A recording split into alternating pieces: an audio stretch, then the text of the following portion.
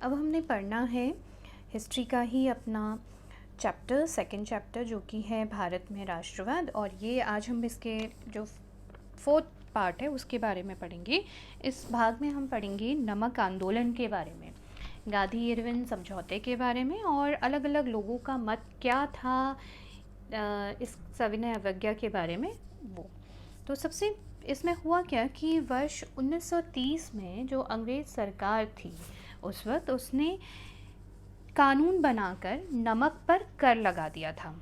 तो इस कानून को रद्द करने के लिए गांधी जी ने उस समय जो वाइसराय थे इरविन, उनको एक पत्र लिखा, और उस पत्र में उन्होंने 11 मांगे रखी।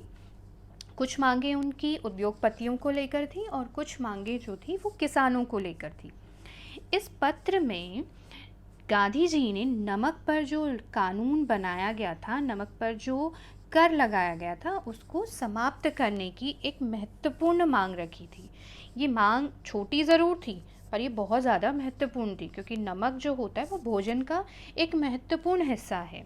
और इस नमक का इस्तेमाल अमीर आदमी भी करता है और गरीब व्यक्ति भी करता है। तो ऐसे में क्या हुआ कि ये पत्र जब अंग्रेज़ सरकार को दिया गया था, तो ये एक तरह से चेतावनी थी अंग्रेज़ सरकार के लिए, जिसमें ये भी लिखा गया था कि अगर 11 मार्च तक का उनकी मांग स्वीकार नहीं की जाएंगी तो सविनय अवज्ञा आंदोलन जो था वो शुरू कर दिया जाएगा। यानी कि आगे से अंग्रेज़ों का कहा नहीं माना जाएगा। पर सरकार द्वारा जो गांधी जी की ये 11 मांगे थी वो मानी ही नहीं गई, और गांधी जी ने नमक कानून के खिलाफ आंदोलन छेड़ दिया, जिसे हम डांडी मार्च, नमक मार्च या डांडी सत्याग्रह के रूप में भी जानते हैं। उनके साथ उनके 78 अनुयायी जो थे वो उनके साथ इस आंदोलन में, इस डांडी मार्च में शामिल थे, जिन्होंने साबरमती से लेकर जो ये यात्रा थी डांडी तक की, उन्होंने 240 किलोमीटर की यात्रा तय की और 24 दिन की ये यात्रा थी। तो गांधी जी जहाँ पर भी रुकते, हज़ारों लोग उनको सुनने के लिए आ जाते। अपनी सभाओं में गांधी जी ने लोगों को स्वराज की महत्ता बताई और शांतिपूर्ण ढंग से अंग्रेज सरकार की अवज्ञा कैसे की जाएगी ये सब समझाया। अब गांधी जी ने 6 अप्रैल 1930 को गुजरात के डांडी गांव वो लोग पहुँचे, जहाँ पर पहले उन्होंने यात्रा अपनी अहमदाबाद से शुरू करी थी, और डांडी नामक स्थान पर वो पहुँचे और वहाँ पर उन्होंने समुद्र के पानी को उबाल कर नमक बनाया और यही हुआ नमक के कानून का उल्लंघन। और यहाँ से शुरू हो गया सविनय अवज्ञा आंदोलन। नमक कानून को तोड़ने के साथ ही पूरे देश में सविनय अवज्ञा आंदोलन की भी शुरुआत हो गई। देश के अलग अलग हिस्सों में कई इलाकों पर लोगों द्वारा नमक कानून तोड़ा गया। जो सरकारी नमक के कारखाने थे उनके सामने लोगों ने धरना प्रदर्शन किया। जो विदेशी कपड़े थे या शराब की दुकानें थी उनकी पिकेटिंग की गई, विदेशी कपड़ों का बहिष्कार किया गया, विदेशी वस्तुओं का बहिष्कार किया गया। किसान जो थे उन्होंने भी लगान देना छोड़ दिया। जो आदिवासी लोग थे उन्होंने भी जंगल कानून जो थे वो तोड़ने शुरू कर दिए।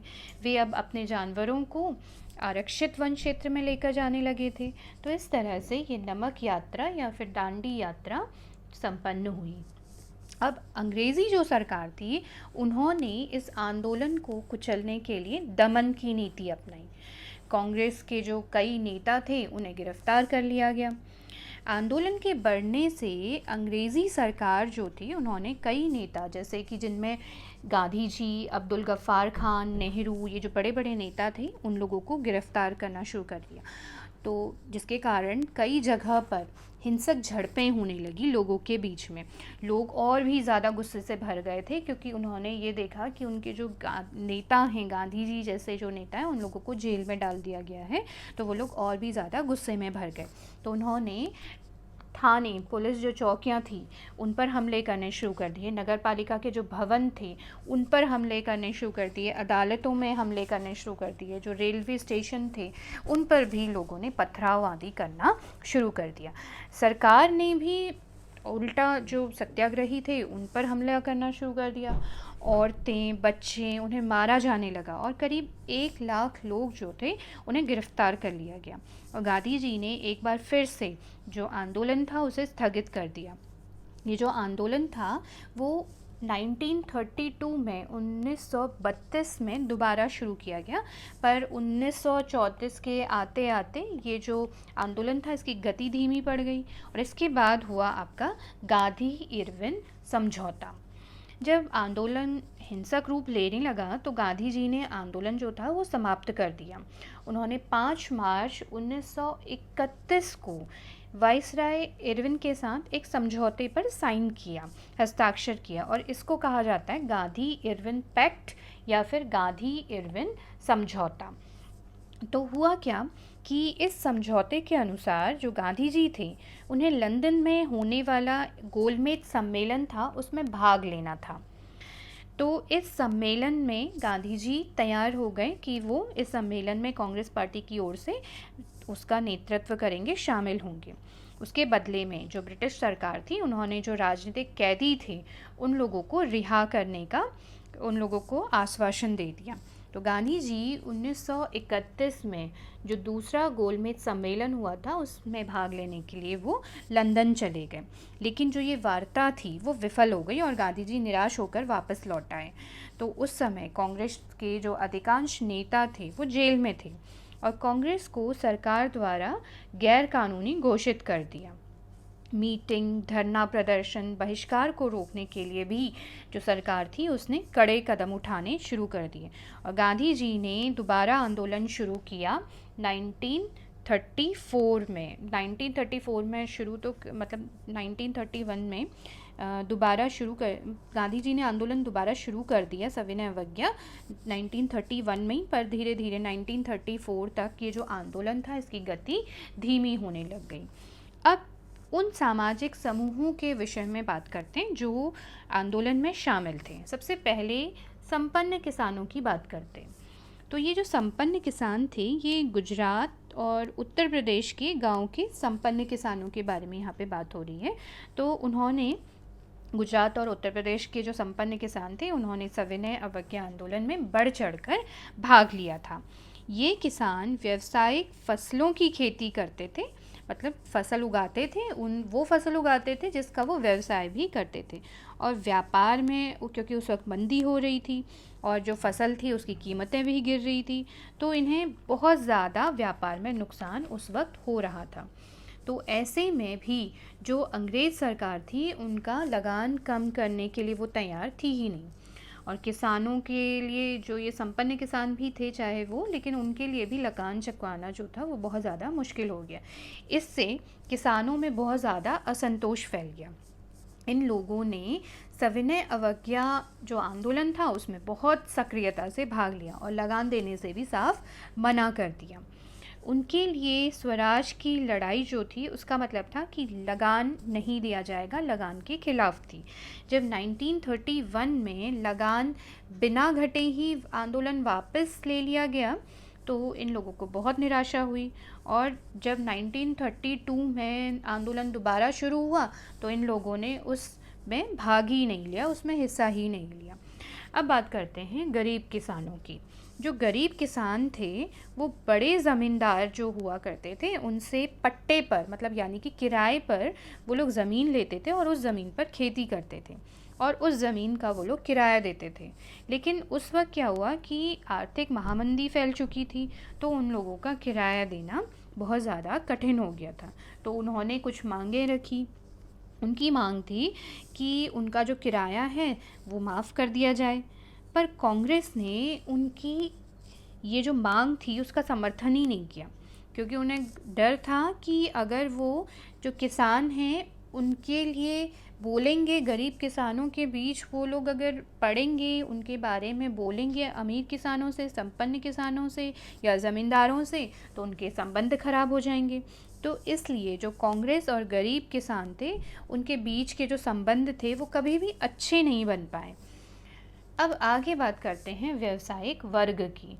व्यावसायिक वर्ग ये बिज़नेस क्लास था, जिन्होंने जब दूसरा विश्व युद्ध हुआ था उसमें जो भारतीय व्यापारी थे, इनका व्यवसाय जो था, बिज़नेस जो था, वो बहुत ज़्यादा बड़ा था दूसरे विश्व युद्ध के समय में।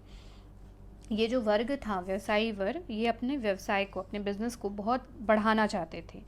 ये उन सभी जो उपनिवेशिक नीतियां थी उनका विरोध करते थे, जिसके कारण उनके जो बिजनेस है उसमें बाधा आती थी, रुकावटें आती थी। वे विदेशी वस्तुओं के आयात से सुरक्षा चाहते थे, कि वो चाहते थे कि जो विदेश से जो सामान आ रहा है भारत में वो कम हो, क्योंकि अगर भारत के जो बाज़ार थे उसमें अगर केवल विदेशी सामान रखा जाता तो जो भारतीय व्यापारी थे उनको अपनी जो चीज़ थी, अपनी जो वस्तु थी जिसे वो बाज़ार में बेचते थे, उसका सही दाम नहीं मिल पाता था, क्योंकि ज़्यादातर जो लोग थे, भारतीय लोग थे, वो विदेशी सामान को ख़रीदते थे क्योंकि वो उन्हें सस्ते में मिल जाता था। व्यावसायिक हितों को संगठित करने के लिए 1920 में भारतीय औद्योगिक एवं व्यावसायिक कांग्रेस और 1927 में भारतीय वाणिज्य एवं उद्योग परिसंघ बनाया गया, इसका गठन किया गया। और ये जो व्यावसायिक संगठन या परिसंघ था, इसको बनाया गया था पुरुषोत्तम दास, एक बड़े बिजनेसमैन थे, और जीडी बिरला जैसे जो बड़े उद्योगपति थे, उन्होंने इसका नेतृत्व किया था। इन उद्योगपतियों ने जो आंदोलन था, सविनय अवज्ञा आंदोलन, उसमें बहुत ज़्यादा आर्थिक सहायता दी थी और आयातित वस्तुओं, जो दूसरी विदेशी वस्तुओं थी, उसको खरीदना और बेचना बंद कर दिया था। इनके लिए स्वराज का मतलब था कि जो कारोबार है इनका, उस पर जो औपनिवेशिक पाबंदियां हैं वो सब खत्म हो जाए, वो सब समाप्त हो जाए, और तभी उनका जो व्यापार है, तभी उनका बिजनेस जो है वो बढ़ेगा। अब बात करते हैं औद्योगिक मज़दूरों की। ये वो मज़दूर थे जो उद्योग में काम करते थे, जो ये व्यावसायिक वर्ग जिन्होंने बड़े बड़े उद्योग लगाए थे, उनमें काम करने वाले मज़दूरों के बारे में बात करते हैं। तो इन लोगों ने कहीं भी बड़ी संख्या में आंदोलन में कभी भी भाग नहीं लिया, केवल एक जगह को छोड़कर, नागपुर को छोड़कर, कहीं पर भी बहुत बड़ी संख्या में इन औद्योगिक मज़दूरों ने सविनय अवज्ञा आंदोलन में भाग नहीं लिया था। और जिन मज़दूरों ने भाग लिया उन्होंने विदेशी वस्तुओं का भी बहिष्कार किया। इन लोगों ने आंदोलन में अपने कम वेतन और जो ख़राब परिस्थितियां थी उनको भी जोड़ लिया, यानी कि वे उद्योग मालिकों का भी विरोध कर रहे थे। वो अंग्रेज़ी शासन का तो विरोध कर ही रहे थे, लेकिन ज़्यादा विरोध वो लोग कर रहे थे उन उद्योग मालिकों का जिनके यहाँ ये लोग काम करते थे, चाहे वो भारतीय हो चाहे वो विदेशी हो।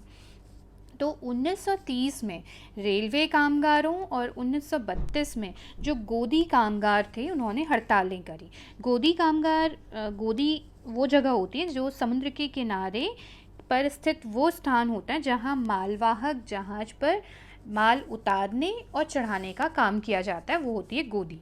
तो और 1930 में छोटा नागपुर की जो टिनों में जो टिनों की जो खान थी, वहाँ पर हज़ारों जो मज़दूर थे, उन्होंने गांधी टोपी पहनकर रैलियों और जो रैलियाँ थी और जो बहिष्कार आंदोलन उस वक्त चल रहे थे, अभियान चल रहे थे, उसमें उन्होंने हिस्सा लिया था।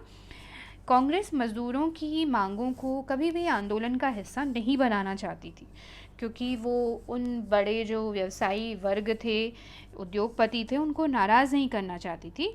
इससे हुआ क्या कि जैसे जैसे जो उद्योगपति थे कांग्रेस के नज़दीक आ रहे थे, क्योंकि ये लोग तो वो लोग थे जो आंदोलन को आर्थिक रूप से मदद दे रहे थे, तो जो मज़दूर वर्ग था उनसे कांग्रेस जो थी वो दूर होती जा रही थी, क्योंकि वो व्यावसायिक वर्ग के हितों की ज़्यादा बात करती थी बजाय कि औद्योगिक मज़दूर की।